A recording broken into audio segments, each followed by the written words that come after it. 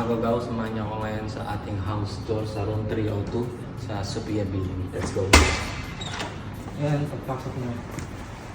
Kami lang pala tatlo ang nakatira dito. Si Venus, saka si Liza, saka ako. Ayan, ito na agad sa sala pagpasok. Ito yung aming computer. Apple na nga pala yan. Tapos bukod pa yung gaming laptop ko na medyo mamahalo lang. Ito yung TV namin, bali 65 inches yan. Medyo lumit lang sa video nyo yun. Tapos diretso na tayo agad sa bike. Ito yung dalawang bike. Kulang lang yung Brompton ko, hindi ko lang nailagay dito. Ngayon, may nanghiram kasi. Ito, birdie at saka dahon. Tapos yan, mga sinampay, huwag na natin pakita. Then, balik tayo sa loob. Guys, ay, may langaw. Pagkatawas ng sa labas, tapos salas, ngayon dito tayo sa kusina.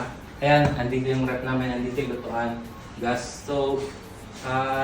Meron tayong mga grocery dito, pakita natin. Galing pa itong Bulacan kasi kakauwi lang namin. Jenny's Chicharon. Malalaman mo na taga Bulacan ka pagka may Jenny's Chicharon ka. Tapos sa CR, quick lang, mabilis lang. Ito lang.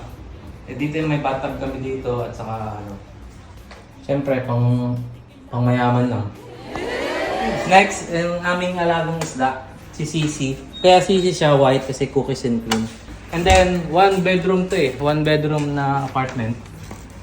Ito lang, yung aming tulugan ni Liza. Yan o. May electric fan. Pero malakas ang dito, aircon. Tapos, ang laki ng bahay. Tapos, murang-mura lang. Pang lang, budget meal lang. Eh,